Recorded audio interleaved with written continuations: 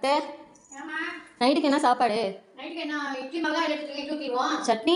சட்னி தேங்காய் சட்னி அரைச்சி நிறைய இருக்கு. தேங்காய் சட்னியா? ஏதாவது காரமாக சட்னி அரைச்சி கொடுங்களா? இந்த வெங்காய சட்னி அரைப்பீங்கல்ல அம்மியில் வச்சு. அதை அரைச்சி மாட்டேனா? அரைச்சிடலாமே. சரி என்ன அரைச்சிடுவோம். இன்னைக்கு வந்து மருமக பண்ணி வெங்காய சட்னி எடுத்து அம்மியில் வச்சு அரைச்சி கொடுங்க செஞ்சு சென்னை வச்சு அரைச்சிடுவாங்க. இதுக்கு வந்து சின்ன வெங்காயம் எடுத்துக்கணும். சின்ன வெங்காயம் ஒரு 10 எடுத்து அரிஞ்சு வச்சுருக்கேன். இது பட்டமாக வச்சு அரைச்சிடுவோம். சின்ன வெங்காயம் ஒரு 10 உரிச்சு வச்சுட்டு அடி வச்சு நல்லா அரைச்சிக்கிட்டு நரப்படம் அரைச்சிக்கணும். தக்காளி வச்சு ஒரே ஒரு தக்காளி வச்சுருக்கேன். அதையும் வச்சு அரைச்சி வச்சுக்கலாம்.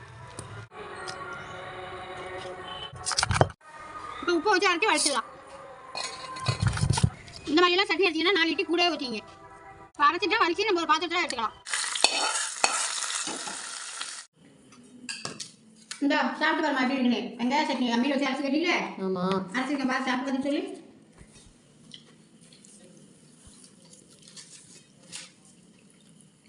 சூப்பராக இருக்குது. இன்னும் 4 இட்லி சேர்த்து சாப்பிடலாம் போல, அவ்வளோ அருமையாக இருக்குது. இதே மாதிரி நீங்களும் செஞ்சு